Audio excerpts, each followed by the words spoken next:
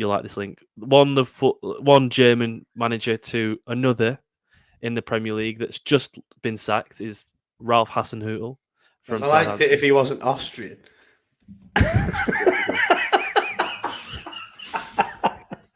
1 second. I'm sure they call him the Alpine Klopp, don't they? Oh. Sure, in Austria.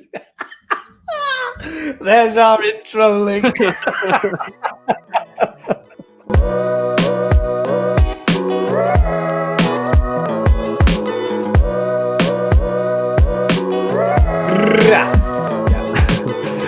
Like fucking, what is it? High School Musical. The what? Local warm up that. Do that and then do the thing. Wait. The what? Is that what you actually do? That genuinely is a thing, yeah. Serious. Hello, guys, and welcome back to the podcast. My name is Dom Aircraft, and I'm joined by Cal Nicol. This is obviously the Cal and Dom Talks Nonsense podcast. A bit more of a chilled opening to usual, but I hope we're all okay. It's been a week, obviously, since the last time we did it. We did a tier list last week. It went okay. We got a comment randomly, I think, from a guy saying this is what English culture is all about. I think I sent it to you on the chat. Did I send it? Yeah, I can't remember now. So, yeah. I was like, all right, this is what it's all about. But if you haven't already, guys, please go and subscribe to the channel. We do appreciate all the subscriptions we get, as well as comments below and likes that we get on feedback. And if you haven't already, follow us on Twitter. It's below me right here, and on Spotify, it's Talk Nonsense Pod. Today, we're going to talk about Liverpool, obviously. Seems to be a common theme of this podcast. Yep. We're going to be talking about Hasenhüttl and Southampton in general. Nathan Jones potentially going to go there. Looks likely. Gary Neville. Nonsense, obviously. It's quite fitting for this podcast. We're going to obviously do our lovely random football of the week. Nonsense Hall of Fame. Top 5 this week. Ooh, don't know why I feel like that. Brand spanking. It was meant to be last week, but it went an hour and 42 minutes. So, Yeah. And then obviously finish with Charlie and the quiz. We just filmed the quiz before. Wonder why I've got such a smile on my face. It's like a forfeit of me doing the intro, losing the quiz, but that's absolutely fine. That's a little bit of a sneak peek for the future. Cal, how are you? Good, thank you, mate. Very good. Just taking in all the news around football at the minute. I think when you said just it's been a week, it really has been a week, results wise and news wise when it comes to the Premier League. I think there's been all sorts going on. We'll get through as much as we can today, but no, I'm looking forward to it, mate. How are you? Yeah, I'm good. Like you say, I can't believe it's been just a week since we did that. I forgot that we did the tier list. I threw it on my own channel as well as this channel that we've got here, and I honestly cannot believe it's been 7 days. That's it. And annoyingly, by the time this podcast comes out on Thursday, the England team will be announced, so we can compare our team to that team on the next pod potentially. See how close we were. I'm sure we won't be. No. You got a bit of grief over that, didn't you? Yeah, I did, and I was happy to. I think some of my choices I understand.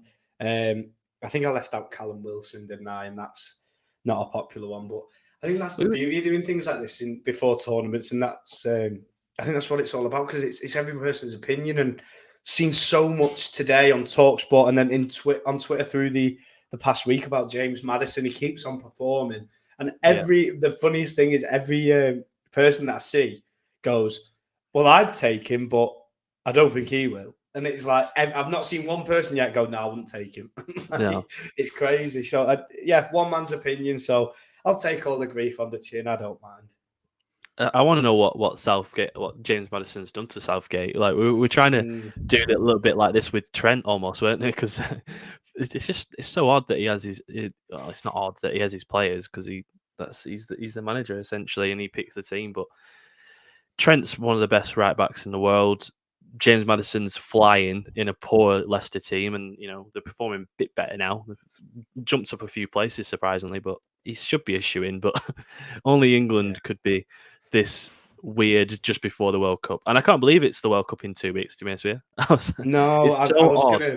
I was going to mention tonight, actually. It's maybe says something about the tournament as a whole. Obviously, a very controversial topic, isn't it? But I think the fact that we're so close to it, and I still don't get at the World Cup fever. I think that's what people like to refer to, and I'm nowhere near it. I feel like even on the day, because our first game being on a Monday at a weird time, and I don't know. I'm not feeling overly bothered at the minute, and I really want to. I really want to get into it when it's here, and I'm sure we will. But no, at the minute, I don't think we've touched on it too much on here, which is it sums it up really. The fact that it is brushing over our heads a little bit. I'm sure when it comes, we'll be right into it. But for now, it just feels like it's there somewhere, and it might come soon. That's where I'm at with it. I think it's because like there's usually a couple of warm-up games, so then the warm-up games are usually the time where you're like, oh, okay, like, I'm getting excited for this now. It's warm, you're in a pub garden, and now you're like, it's pitch black outside at 5 o'clock,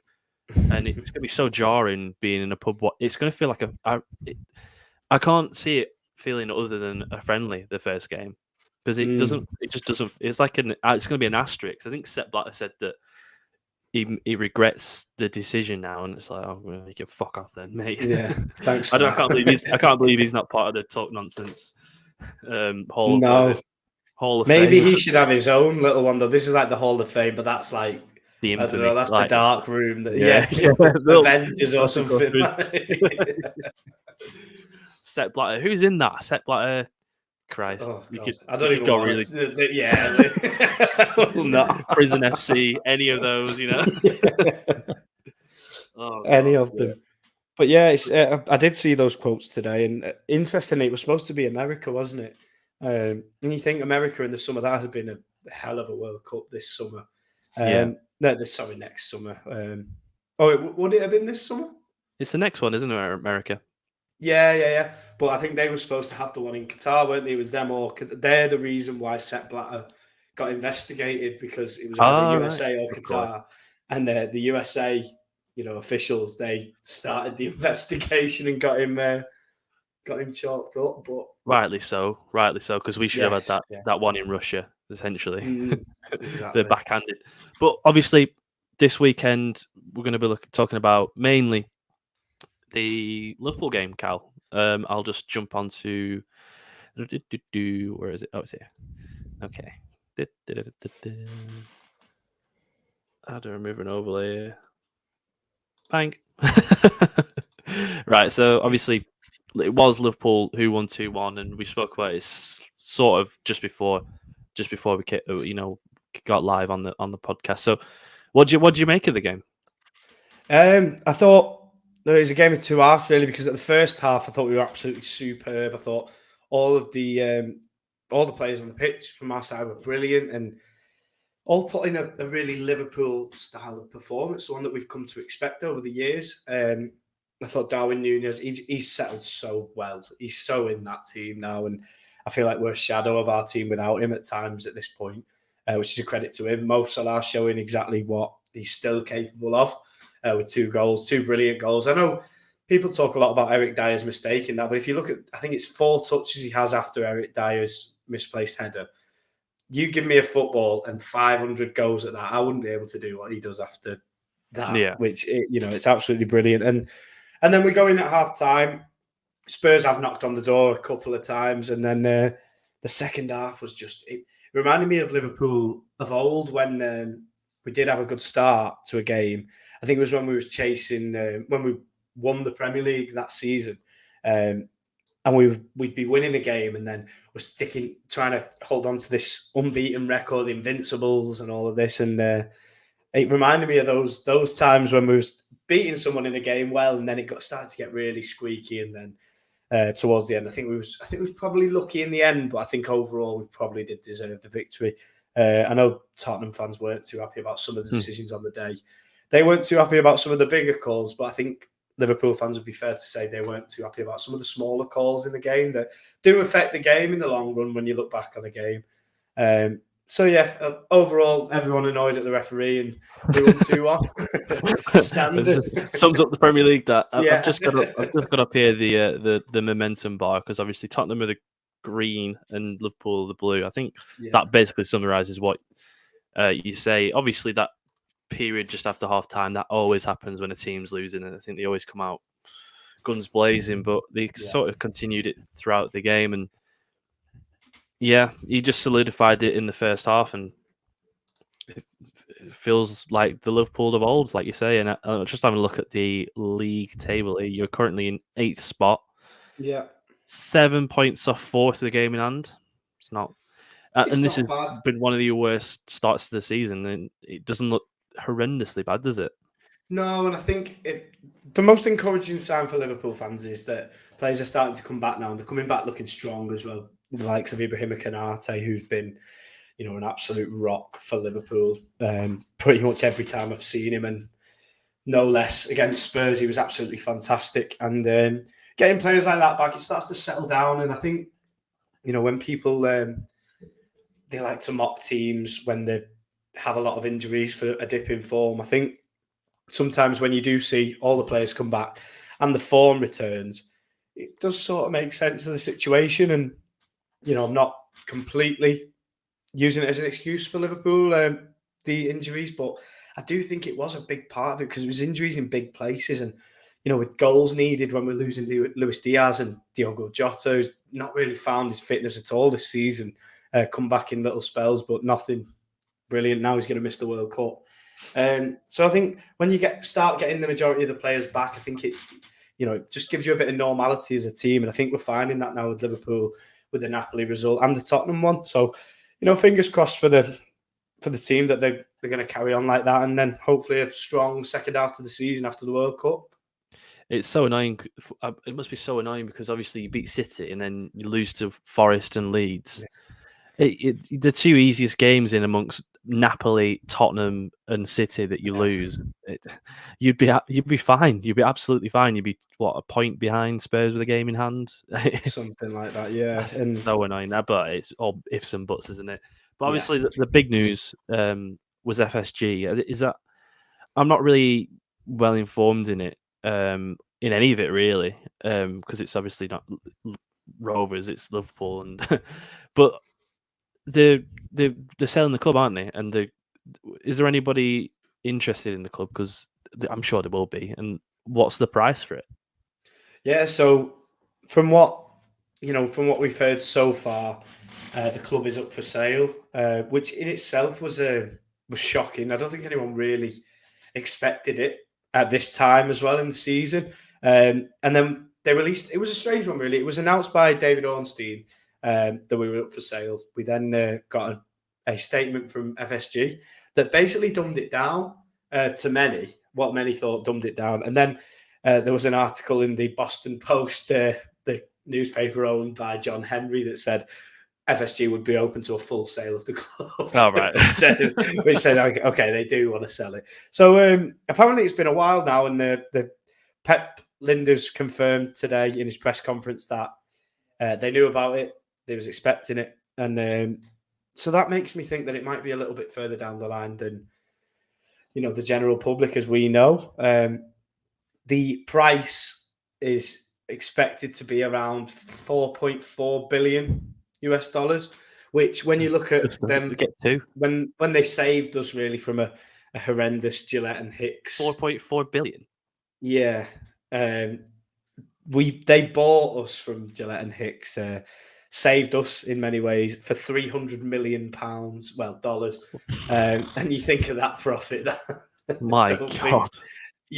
That's it's a testament to how they run their business, and rightly or wrongly, I think they have a very split opinions in the Liverpool fan base. There's no doubt about that. I don't think the Super League involvement helped at all. I think that was probably the biggest catalyst to their relationship diminishing with the fans. But that being said, they saved us. They helped us. They took away the debts. They brought in one of the greatest managers we've ever had, and his coaching staff, and all the players that he wanted at certain times.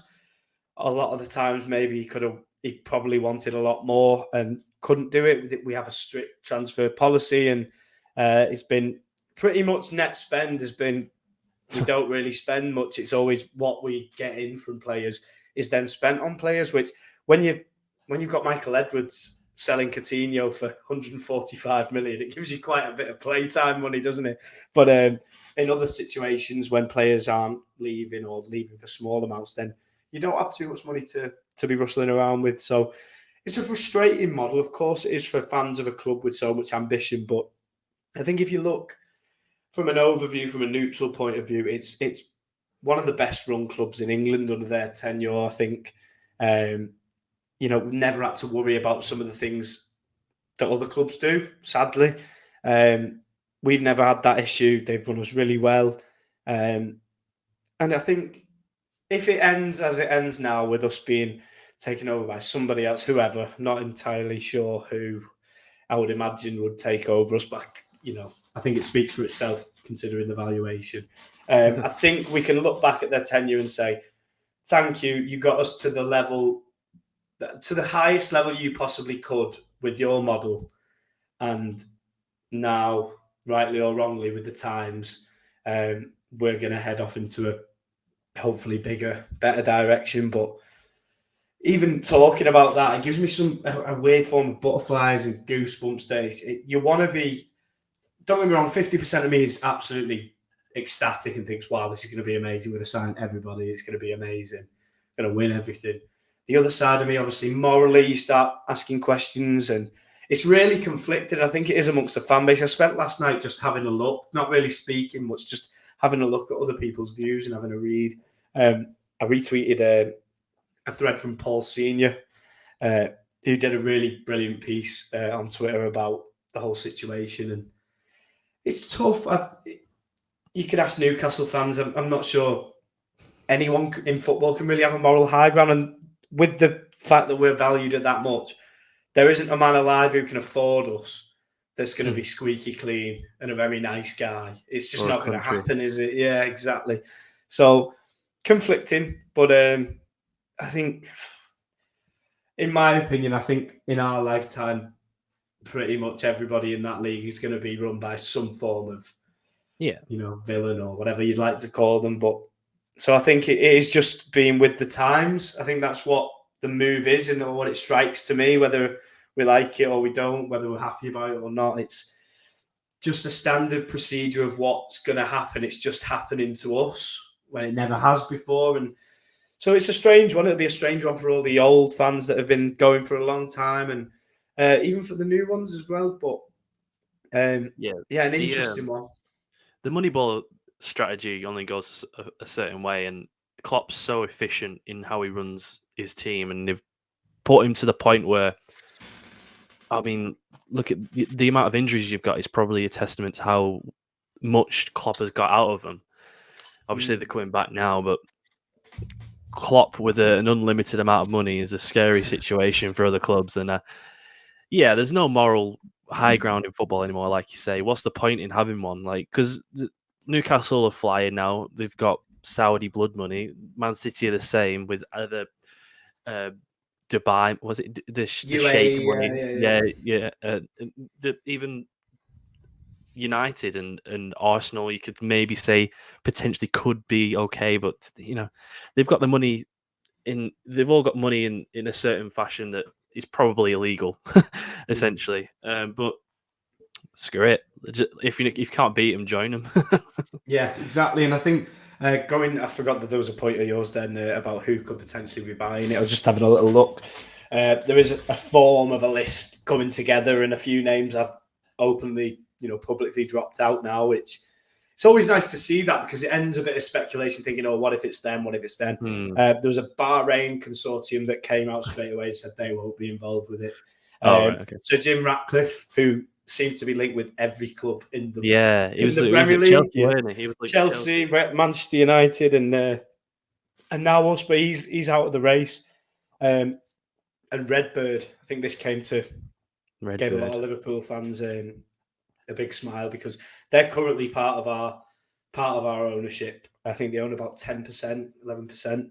And they announced they won't be taking over, which pretty much would have been the exact same as what we're doing. It doesn't really make much sense anyway. But they've made sure they've come out and said they're not going to do it. So it only really leaves. There's a couple of American consortiums. I don't know the names of the people involved. I did see their names. There's the Albani family, which I think I mentioned in our group chat, which is just mental. The guy alone's worth $93 billion.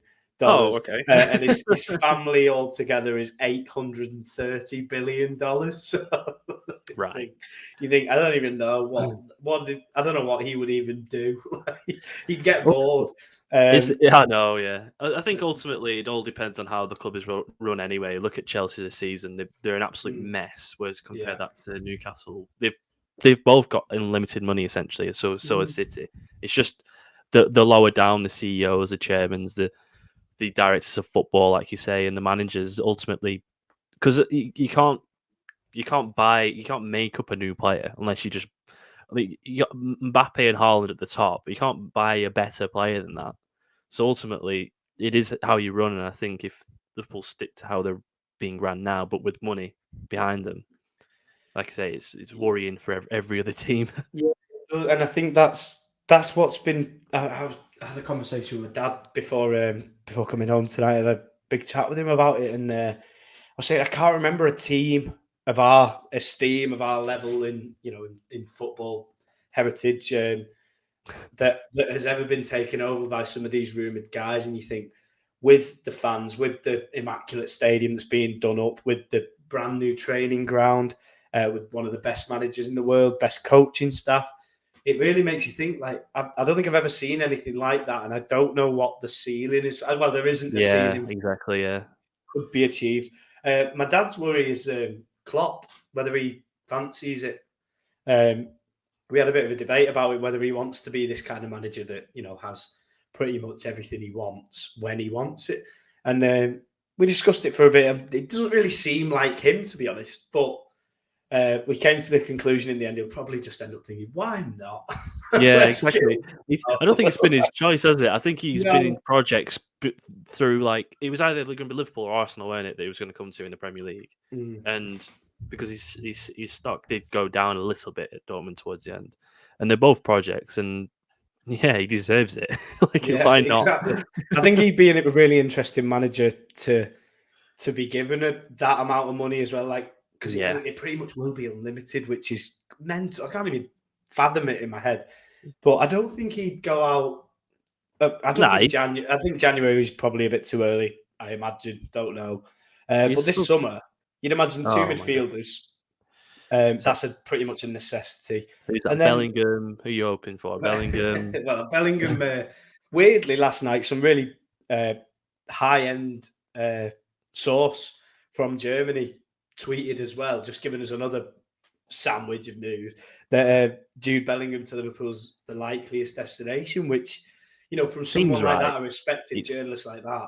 It seems right. Like, Nunes seemed so right for Liverpool. Yeah. It was like, he just looks like a Liverpool player. Yeah. Bellingham looks like, you could see him with the number, was it 22 that he was on his back? Well, apparently, see, this is what's strange about all of it, because that news broke last night. It started so many theories. I wanted to ask your take on this as well, because I don't know if it's just us all going mad in the panic of it all. Okay. But there was something about the number 8 shirt with Naby Keita leaving. But do you not think that the news breaking that it's probably going to be us where he lands about 8 hours after the news about our new owners? Do you not think it all just seems to, it's done? And they all knew it was going to happen. I just think, how can the background?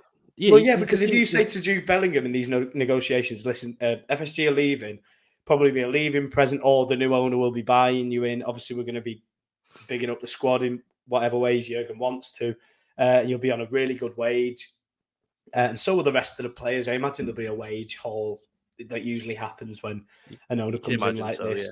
Yeah. And it just all seemed to me, it was like, I think this has been talked about for a while, probably everything but signing on the dotted line, and now it's filtering day by day into the press, because we've had developments today. It came out yesterday. You think, how? I know. Things like this should take ages. Yeah. Liverpool work like that, don't they? They just, like, something just happens. I think Thiago was like that. It was just like, he's here now. Fabinho was the day after the loss to Madrid in the It was like, hey, guy, you know, like Nunes was a little bit like that. Yeah. But yeah, exciting times. Even though you still got to focus on now. Yes, yeah. I mean, you're not going to get relegated or anything, so does it matter if you finish 6th this season? Yeah, if you've got unlimited money. Bellingham, if you just want to sign this NDA, then basically, I think that's he would have probably had to if that's the case. But obviously, going from one, you like this link, one German manager to another in the Premier League that's just been sacked is Ralph Hasenhüttl from I liked it if Southampton. he wasn't Austrian.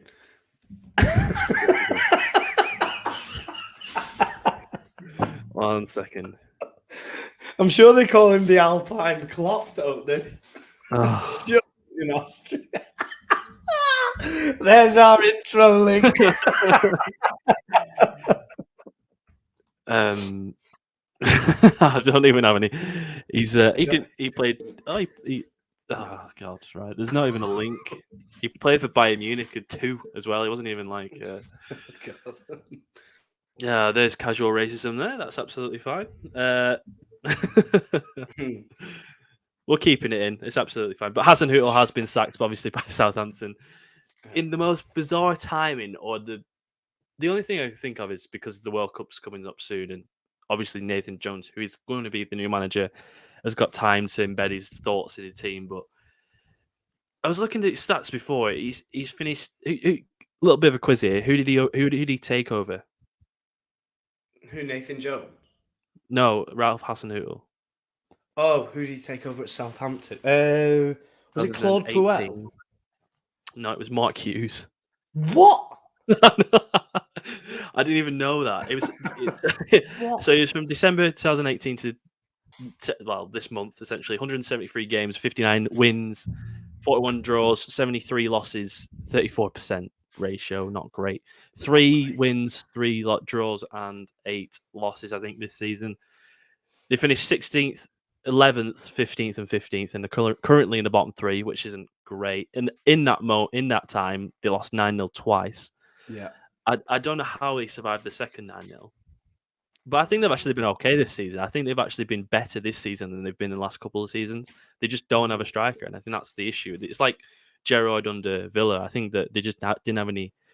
They weren't ruthless up front. They weren't clinical. They didn't have any clinical strikers. They've got Shea Adams and Adam Armstrong and a couple of others that just haven't performed that well up front. They've still got Theo Walcott, for God's sake. I mean, in the game against Newcastle, they had a 1.7 XG to it. 0.86 of Newcastle's. It was 4-1. That's crazy, isn't it? 16 shots, 5 on target. Newcastle had 4 shots on target in the game. Scored all of them. I think the thing with Ralph Hasenhüttl is I just always got the vibe that you sort of knew and you expected what was coming with Southampton when you played against them, and always a bit tough to beat. And there's some times where they would really put up a fight, but the majority of the times, predictable. And very predictable. And I think what does it for me with him regarding his legacy at Southampton is the managers before that did so well. You know, with Pochettino and getting these good league position finishes in the table. And for him now, it seems like what he's settled for is a different ball game to what they were trying to do with the club. Albeit they were a selling club at the time. You know, we took most of them, but it was a club that seemed to be finding these players and getting them through regardless, and they keep producing them. And I think that production line seems to have stopped a little bit, and the players are a little bit stagnant. I just look at the team and the squad, and I think, you know, for Nathan Jones now, he's got to look at these new young players that have come in the summer and really focus on bringing them through, because the squad itself, it doesn't look like a Premier League squad to me. Sadly to say, they're a good club, Southampton. They've got, you know, history in the league, and I wouldn't want to see a team like that go down. But I look at the squad, I think it's got to. It has to. For me, I can't really see past them not. I think they're better than what they're suggesting right now, because they brought in a lot of young players like Livramento last season, Lavia and Belakotchap, I think his name is. 3 unbelievable, Salisu as well at the back. They've Roman Parode. So many players that I'm struggling to pronounce, but ultimately good potential. But right now, that's not what they need. They need players who are experienced, that have an understanding in the Premier League. They can't just develop as they go along, because ultimately you'll get relegated because they're too naive to be in the Premier League. But I think, like you say, there's just not been a development under Hasenhüttl. It's just gone backwards. There's not been much growth in terms of how they play, and mainly they play a 4-2-2-2, 5 at the back if they're really desperate, and it's so predictable. And this is probably what has contributed to the lack of goals, 12 in 14 this season, and only 44% possession overall this season as well. So they're not even controlling the game to back that point. They've got this low block with no possession of the ball, and then they can't catch people on the counter because they're not scoring as well. It's very odd way of playing, and ultimately I think that's what the Southampton board had. That's probably the reason why he's been sacked after 2 9-0 losses. Yeah. Well, I think if he lost 9-0 last weekend, he would have survived, because he seems to be all right with that one. To be all right with that. I'd like to ask you, Dom, moving on from Ralph Hasenhüttl, looking at what probably is to be the new man. He's playing tonight. He's managing Luton tonight in what's going to be his last game. Nathan Jones, I'm sure you're very familiar with him. Can you tell us a little bit about him in terms of what Southampton fans could expect? Well, he's done wonders at Luton with such a small budget. I think they've got a League One budget at best. He was there from League 1, but near the bottom of it, and he's brought them up to basically a playoff championship team with such a tiny budget. I think there's only Rotherham that's lower in the league. He's a bit of a bell end, which is good. Bit of a shithousery, for the fans. It didn't really work out at Stoke, but nothing does at Stoke at the minute. They seem to be a very toxic team. Alex Neil's not doing a great job there. But it's very much it's the same sort of formation with a 3-4-1-2, which is sort of similar to a 4-2-2-2 in terms of setup. But the way that Nathan Jones is a lot more direct, a lot more vertical counter-attacks rather than the sort of low block style that Hasenhüttl has. Maybe that's because he's in the Championship. It's a little bit easier. It's not as great in terms of football, so counter-attacking football works better because you have less of the ball, essentially. Only 44.2% possession last season, but they did make it to the semi-final of the... Did they make it to the semi-final of the playoffs? I think they did. Yeah, they did. Yeah. I think they lost ultimately, but I mean, he deserves his chance. I know he had it at Stoke, but I think this is a proper chance, isn't it? I think that with a young squad, a month to work with them as well, I think that it could be I always get this wrong. A match made in heaven. That's it. I always want to say a made match in heaven. It's like, that doesn't work. But it's always good to... he's Welsh, isn't he? I was going to say he's always good to see an Englishman. Can't get that wrong twice. Loving your nationalities today. It's a good thing that wasn't on the quiz. But ultimately it's a risk because it's not one of these, usual Sam Allardyce types. It's a young manager. I think he's in his 40s now, but yeah, I think he does deserve it. And that's probably the last time we'll speak about Southampton this season. Yeah, I hope so. Do you think Sean Dyche was unlucky, or do you think he might have been contacted and maybe was? I don't think he was. I don't think he was contacted. I think they prefer a different style of football. But like Dyche has said, he worked with the tools that he had at Burnley. Didn't have much in terms of tools because he didn't have much money. I think he wants more than Southampton, to be honest with you. I think he's waiting for that Leicester. I do. Yeah. Which seems to be drifting away now, but I don't know. I think he'd do wonders with a squad like that. I watched his masterclass. I don't want to talk about Sean Dyche too much, but I could talk about him all night. But I watched his masterclass. It was brilliant. How to beat the big teams, and really fascinating because I didn't really see him as that type of manager at the start, and now I'm so shocked he's not in a job yet. But I imagine a lot of it's by choice. But Nathan Jones to Southampton. Yeah, the Sean Dyche thing, just to finally summarise this thing, I think it feels like the Eddie Howe thing where he's just gone away a little bit. Now he's back in media. I think that ultimately, because Eddie Howe just before the Newcastle job was going on MNF, he was a pundit for a little bit. But yeah, I think this season we'll definitely see him. Oh, the table's here. There it is.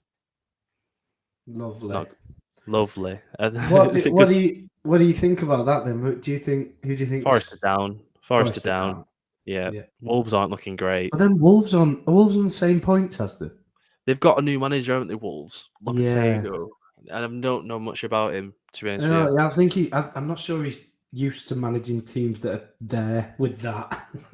Well, he's not. He's used to So Portuguese players. yeah, well, so it's a But strange one this season, isn't it?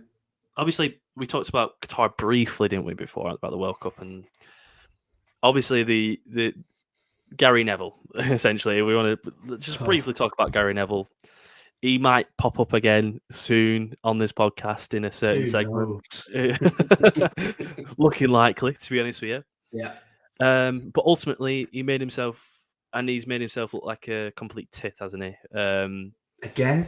I'll let you ramble on in a sec because I know you know more about it. But this is what I think. You think you can't be spewing out these things about the government and the Qatar World Cup and the sort of the amount of deaths and all that, and then sign up to the Qatar World Cup 6 months later. You can't preach and then join. It's fine if he didn't say the stuff he said before. I think he's looking like a hypocrite, and he's got pie on his face, hasn't he? From the have I got news for you? Is that yeah? And it actually goes even deeper than that, to be honest, Dom, because it's not even going to Qatar to work on the World Cup, because pretty much all of them are doing that. It's the fact that he's going with beIN Sports that really makes this worse than what it is. I don't think he'd have got as much flack, to be honest, if he went with one of the English broadcasters. A lot of people are going over. Michael Richards just published how he was going over, and the team looks full of people that you'd expect. And no Gary Neville. And that is the big one that everybody's really wound up by, because there's one thing the likes of Martin Keown and so on going with the likes of the BBC. They're being paid by the BBC to cover a football game. You have to go, don't you? You have to go. Exactly. But if you're going with a company that's, morally correct, well, other than in the 80s. Yeah. And it's one of those things. I think the main thing for Gary Neville for me is the champagne socialism of it. It winds me up so much. And I think one of the main reasons I'm an avid TalkSport listener is because they all hate him and they love to talk about him in a negative way. And I think I love that, and I could listen to that all day.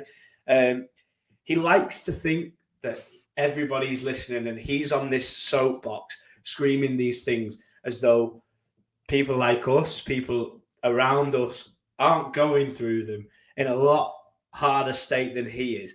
I'd really love to know who he votes for. I'd love to know who he actually writes on. No. Well, everything about him screams otherwise, and that's the biggest thing for me. And I think the worst one, probably the worst one, is when he talks about the Saudis with Newcastle, when he talks about the European Super League.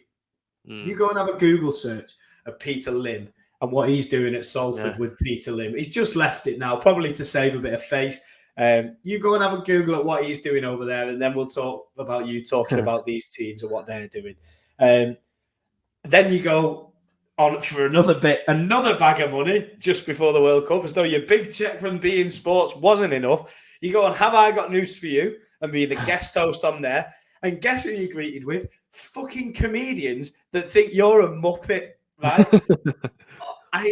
I've never seen someone scream for a payday more in my life. Why on earth, mere days after you've been signed up, publicly criticised by every news outlet in the world, because you're always on there telling everyone how they should behave and who they should vote for, and now you're going over there with beIN Sports, not with BBC, not with Sky, not with anybody other than the actual network over there with your Richard Keys and people like that. And he goes on, Have I Got News for You?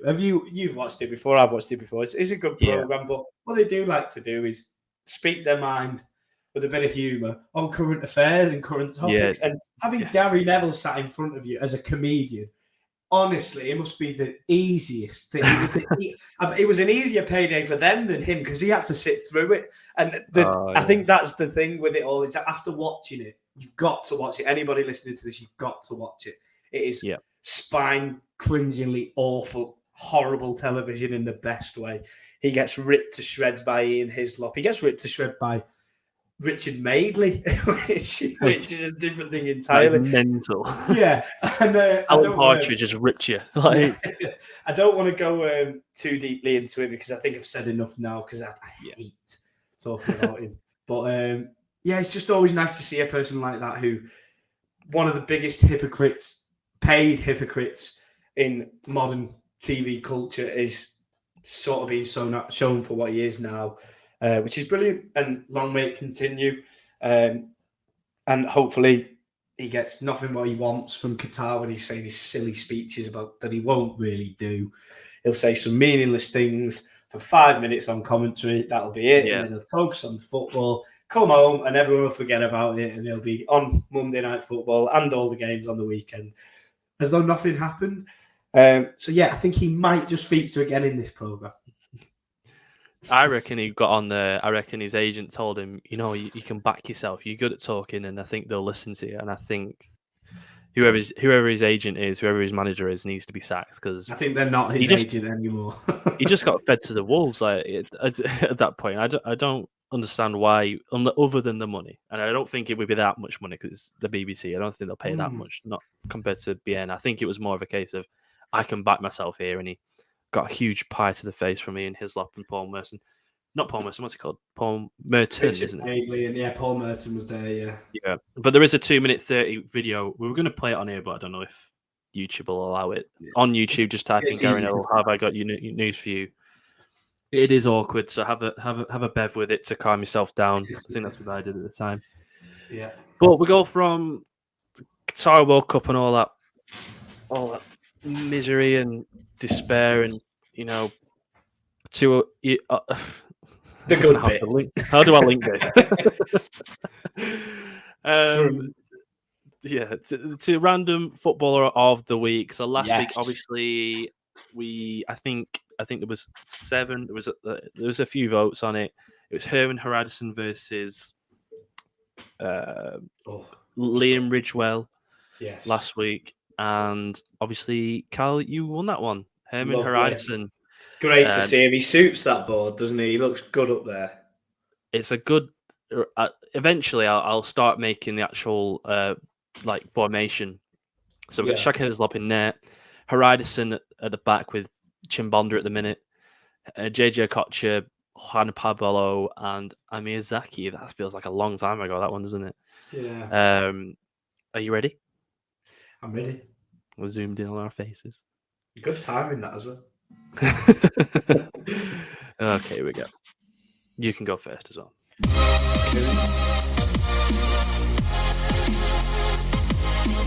Random footballer of the week.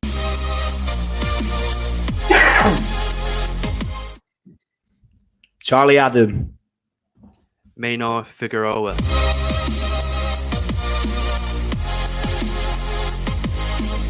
Random footballer of the week.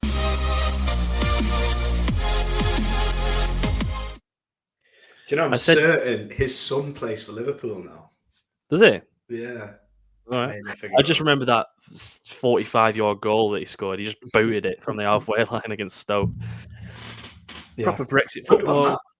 Yeah, it's a couple of worldy goals in that one as well. It's a battle of the worldies, isn't it? Charlie Adam.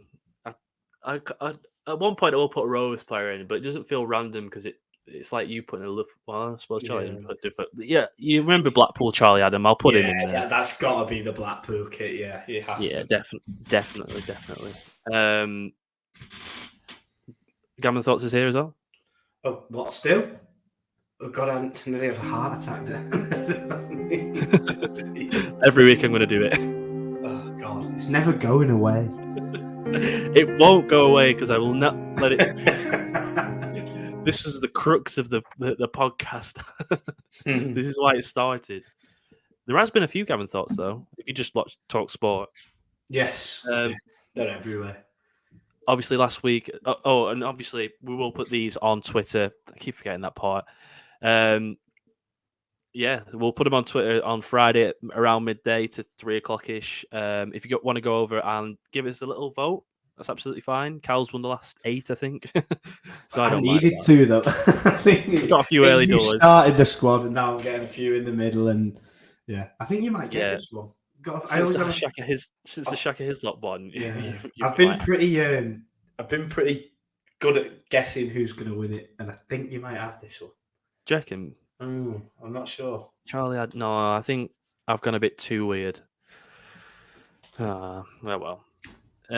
But obviously, next on the podcast is again another Cal victory because Nonsense Hall of Fame. We've actually got a thing. I always forget that we have this. I like that one as well. I like the little telly as well.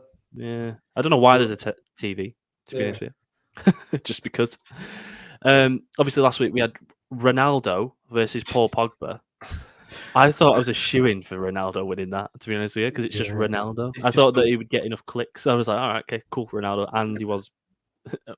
Why do we put Paul Pogba in? He just did it as sort of a karma thing. He just got injured and ruled out of the World Cup. I was like, that was now everything's going bad for you because you're an idiot. That was pretty much it. Silly Paulie. But obviously, look at that wall. It's beautiful. He's probably the best looking one there, isn't he? In fairness, You can run a train on Liz Truss. Yeah. he's glammed it up a bit anyway. That's what he has done. Yeah, but he is injured, so he can't walk. What was he injured with? Like a hamstring or something? Something boring. I don't know. I just saw that he was ruled out and didn't click. Well, Cal, do you want to start with your Talk Nonsense Hall of Fame? Yeah, I think we know who it is. Yeah, and I think we should have probably linked it with the last piece because fine. It's Gary Neville.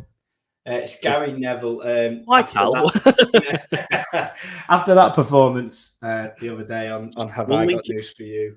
We'll link it back to the half an hour ago. Yeah, just go and watch that before. Watch that little rant, and then you can maybe put it as a little flashback scene now. Me ranting. I don't give me more to edit. But that's it. Just everything I said before. Just an absolute unbearable muppet of the highest order. But I'm actually hoping you win this week because I don't want to look at him on our lovely board. So I'm hoping you win. Well, you'll either Gary Neville will win, or we're going to get banned off Twitter because we're going to put him on a poll with the person who I'm going to choose now, and it is obviously Elon Musk. I think that he is.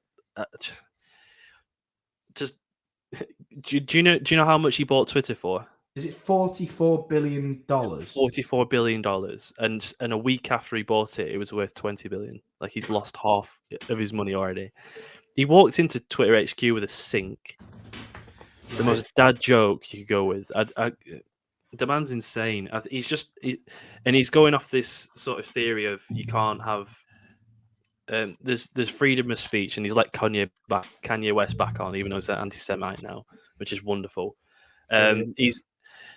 But he's been blocking people who are making fun of him, essentially. So maybe our nonsense podcast. Didn't someone just put his name as their name on Twitter, and that was enough? And he got banned for a week. So there's the freedom of speech, unless it's about Elon Musk. He told the Twitter staff that they won't get sacked, and then a day later sacked 75% of the staff. Twitter is a cesspool anyway. Yeah, and. Well, when we talked about it with Pete BOC, friend of the pod, he had to leave Twitter just because of the abuse he's getting, and now it's going to get even worse. So, hey, quick one, he's back on Twitter. Is he?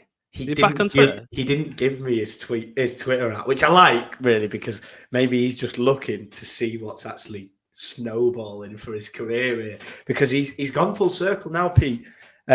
He's everywhere, and everyone started saying he's just inevitable. You can't deny him. Like everyone likes it now. There's no like anyone who tries to hate now gets about 4 people just slamming them straight away. Really? Don't talk about him like that. So yeah, he's nice. What is he? Oh, is it secret? Yeah. Oh, okay. Well, I don't know it, so we can't publicize it on here. So it's absolutely fine. But yeah, my pick is Elon Musk. Gary Neville versus Elon Musk is an odd duo. God, I feel like imagine if you was a fly on the wall and that you'd bounce your head off every window until you possibly couldn't see here. Yeah, please let me leave. Like, God. But again, that might be the worst one.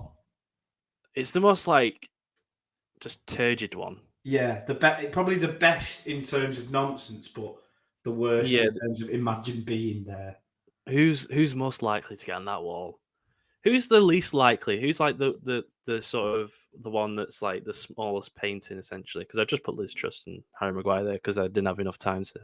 Harry Maguire's fine, isn't he? He's a nice fellow. It's just should be there.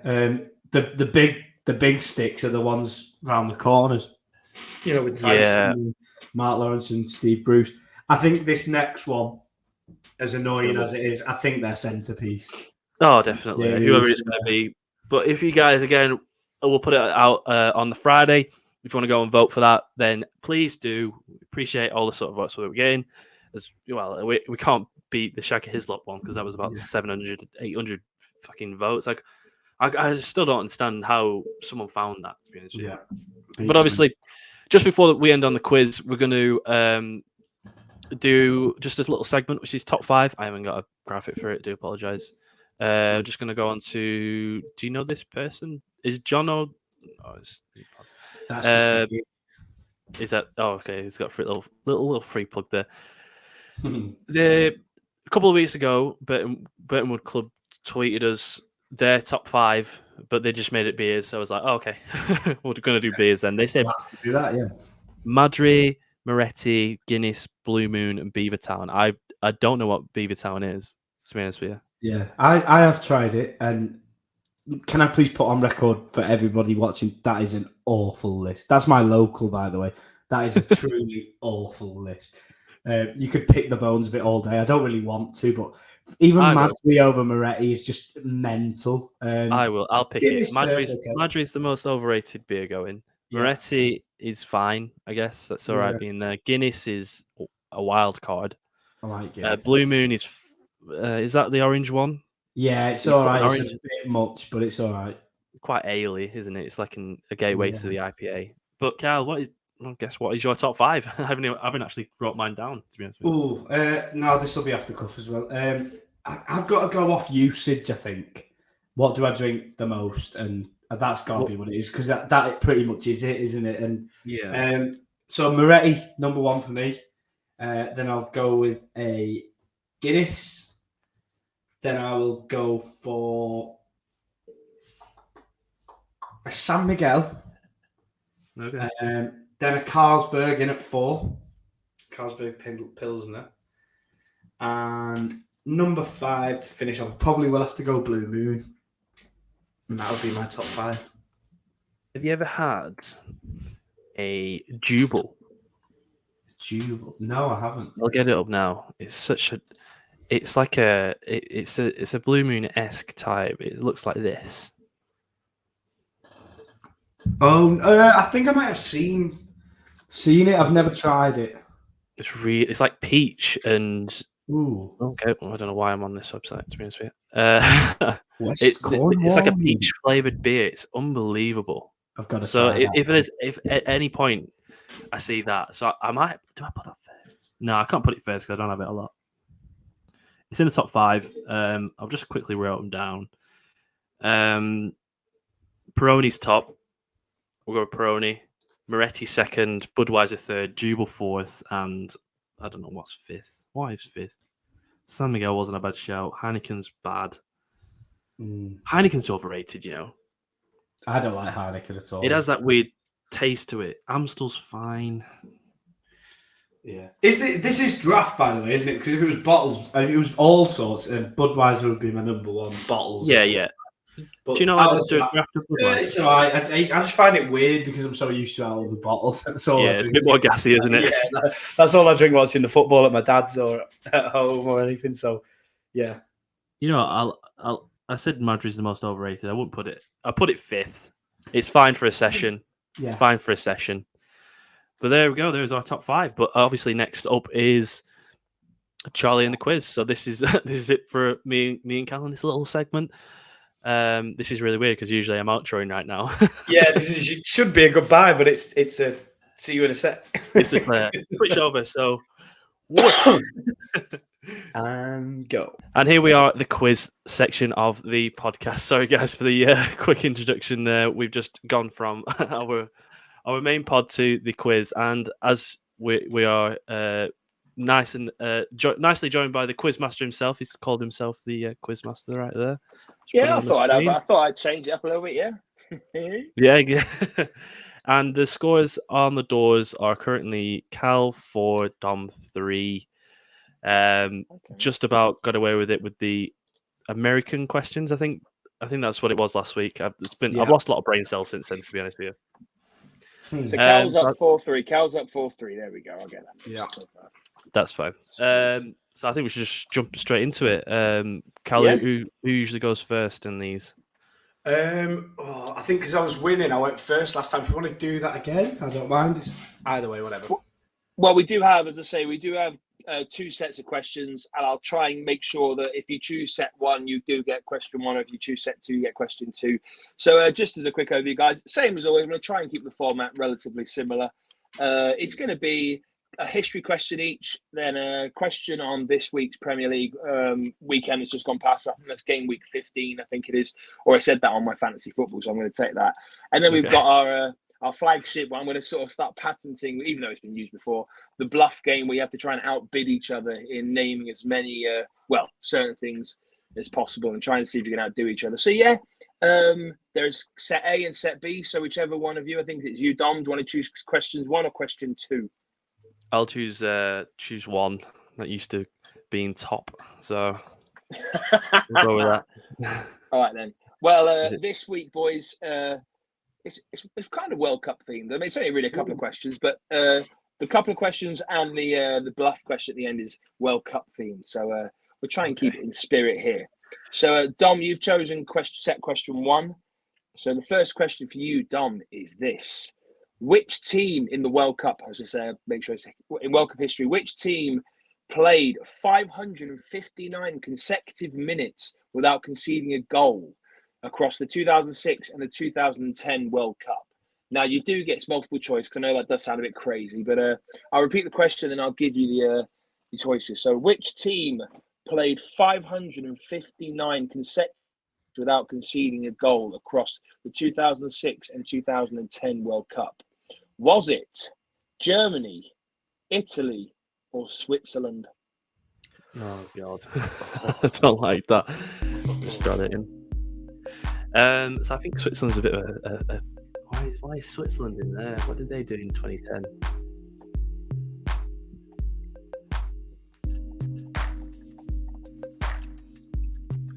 Germany. What was it again? Germany. Who was the middle one? So it's Germany, Italy, or Switzerland. Okay, so Italy won 2006, but then they got knocked out in the groups in 2010. Germany lost in the semi-final in 2006, from what I remember. I'll say Italy. Is that your final answer? Yeah. I'm afraid, Dom, that's incorrect. Yeah, I think. Am I right or am I wrong? Is it a bit trick question? Is it Switzerland? Well, why would you think that? No, I know I'm not going to get a point for it, but I'm sure. Did they not go? I'm curious to know why, though. Yeah. Didn't they go in the first one? Did they not get out the groups, but didn't win or lose or something? I'm sure there was a story about a team like this, and then in 2010, didn't they go out on penalties or something? Oh, right. You've glitched out a little bit there, Cal. I didn't quite hear what you said. That might be my Wi-Fi. Apologies. What did you say? Wasn't there something in the group stage where they didn't win or lose a game or something and got eliminated and then went out on penalties in 2010? I might be completely wrong. You're not far off, but basically, if you imagine 559 minutes is essentially 6 games, they didn't lose, and it's kind of a red herring because they weren't in the World Cup before it, and the previous one was 1994. Oh, and I know there's a little bit of a red herring there, but it's a cool little question. And but yeah, they went 6 games without really conceding, but they didn't win either. So there was a lot of 0-0s and getting knocked out of the group. So yeah, so unfortunately, Dom. Yeah, I think they beat Spain in that group stage as well, 1-0. From what I remember. Oh, okay, that's not too bad. There was the time when New Zealand were the only ones not to lose a game. Yeah. I'm just saying. I might have with it. There's been a few teams around that. where they've just not had trying to sell done save anything themselves at all, from really. continuing on 3 points. Now it's up to you, Cal. Right, Cal. Yes. Which team is the only team to play in every single World Cup since 1930 in its inaugural year? France, Brazil, or Argentina?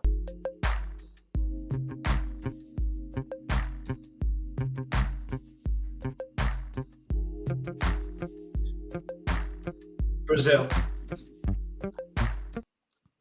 Final answer? Yeah.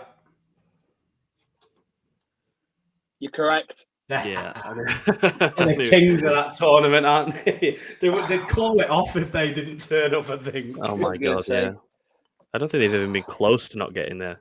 Well, you say that, it's really strange. I've only noticed recently how strange it is and how tight it is over there with the South American teams. And obviously, Europe's bigger and stuff, but I didn't realise how little teams actually got through in the end.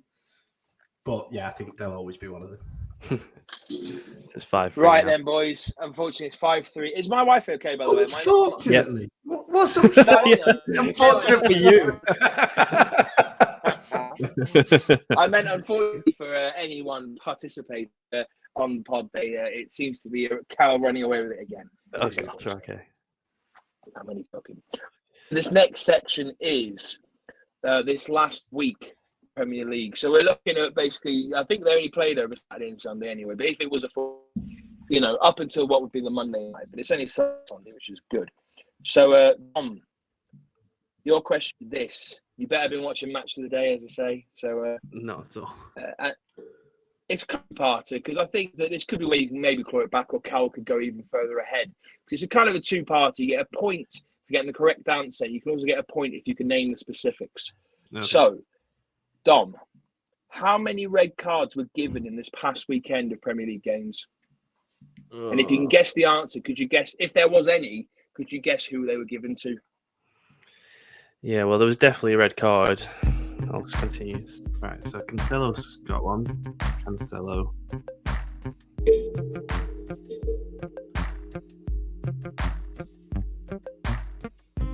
Did someone at Brentford?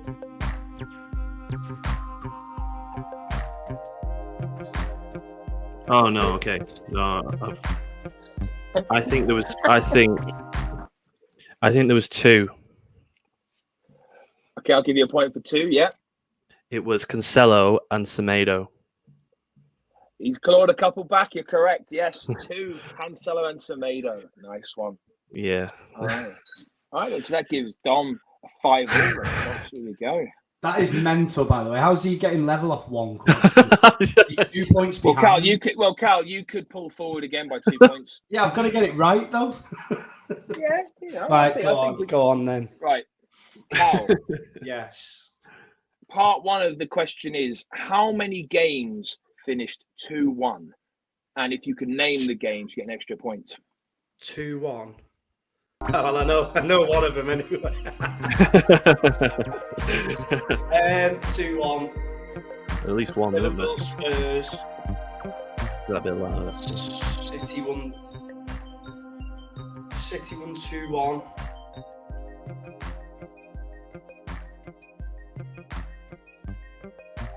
Oh, stop. Wait, is there one more? I'm on 3. 3 is correct. What games were they? City beat Fulham in the last minute. We obviously beat you, and Palace came. Oh, who did he? Palace beat West Ham in the last minute, didn't they? Oh, that's correct. Is that right? Oh, that's correct. That is correct. I thought it would have been the last one, and it would be, Palace actually beat Brighton 2-1. Yeah. No. This is what happens when we don't have a drink. We actually know football. We get to this stage of the day, I'm like, I don't even know how to spell my name, mate. Yeah. Oh, this is brilliant. Right, boys. You've done me a huge favour here, guys, because as I say, I've sort of sprung you last minute. I've got to dart off for my gigs. You guys done me a massive favour.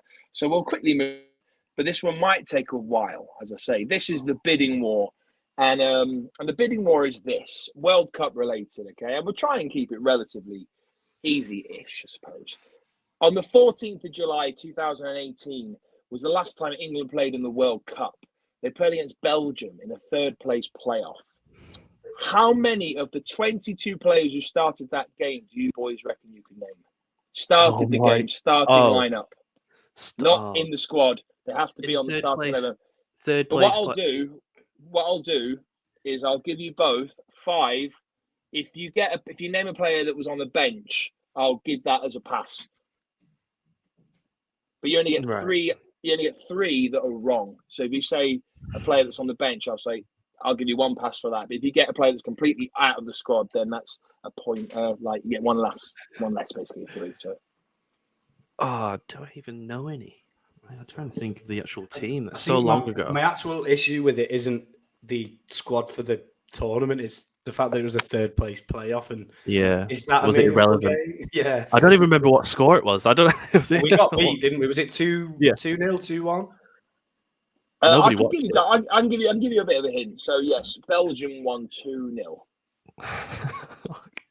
Oh God. Do you want to start then? How many do you reckon of the 22 you can name? Well, it sounds like it might be. You guys could start quite low. 4. Of the 22, you can get 4, Cal. Oh wait, we're not naming the 11, naming the 22. Oh, no, 4. Like, how many from the Belgian squad too? Yeah, so the 22 players that played that game, that still doesn't help. No, I know, but how many do you guys reckon you could name? You've got to come on, surely 4. On that, I reckon about 9. 9, okay. Yeah. Christ. 9. And not in German as well.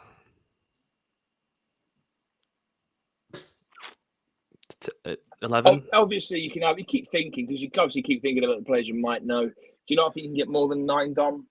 11. Oh. I don't think in now. All right, I'm calling that. Bluff, is it now? PG? Shit. Does Cal get the point if I get it wrong? So yeah, if you can't, so you said 11. So if you can't name 11, as I say, there is a few passes here because I'll let you off for players that are in the squad, but you have to get the starting 11. But I'll give you 5 chances if the 5 of them are on the bench. So yeah, Cal's getting a point here. Right. I actually want to have a go at it though, actually, because. Do you want to name 12? No, I've called you now, but I'm going to try and do it in my head now. Okay. Can I remember the? Dom, I tell you what, I'll be generous. No, you don't have to be. It's fine. It's my fault. I'd say I might be able to give you. I can't even remember the team. 2 minutes. So. 2 minutes. 2 minutes. I'm fine with 2 minutes. Right. Let's wait 15 seconds for this to go on to a certain time. So you have 2 minutes starting. Well, as I say, you have 2 minutes. Yeah, starting from 3, 2, 1, now. Right. So the issue is the rotation. I think that's the main issue I think we've got here. It's obviously not going to be the first team in it, or did he keep with it? I think it would be stupid to do that. So who was in goal? Pickford was in goal. Was it him? I don't even know a second keeper. Pickford. Yeah, 1. Right. Who is the Courtois? Yeah. 2. Right. 2. 10, 11, 9 to go. Can't even count. Hazard. Yeah. Which one? Oh, actually, yeah, to be fair, okay, which Hazard? Eden. Yeah, okay, fair. I've given him 1 there. Yeah, I've seen where you have. You're 3, and you got 3 and a minute left. Oh shit. Okay. I'll say Batshuayi. No, he was on the bench. Oh shit. Okay. Kane. Yeah. Januzaj. On the bench. He scored in the other game. He scored in the actual one, yeah. Yeah. Henderson. Bench. Wow. So is that it for? That's it for goals then. You got 2 more. Yeah, because you got 2 bench players, didn't you? Oh, Maguire. Yeah. Who else was centre back? I can't remember. I'll probably run out of time here. I'll just start throwing out names. Walker. No bench, I'm afraid. Trippier. Yeah. Dele Alli.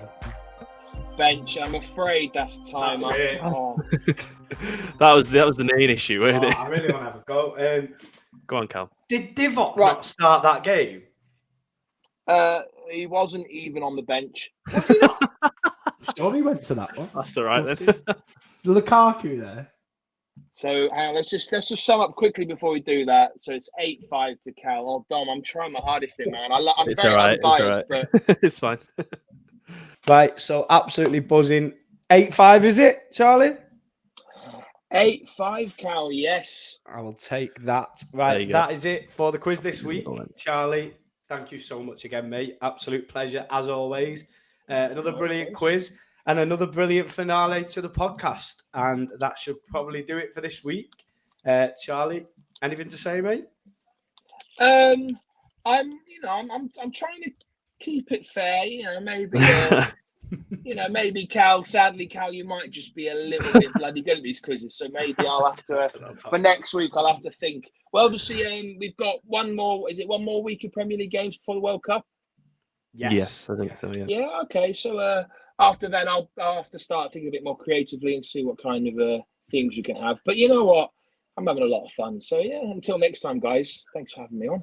That's what it's all about. And to everybody, thank you very much for listening, watching, wherever you are, YouTube or Spotify.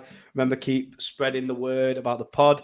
Helps us so much. You don't understand. Little comments, anything, please subscribe and please share it to all your friends. But thank you very much for another brilliant episode, boys. Cheers, guys. See you See you later, in a bit. boys.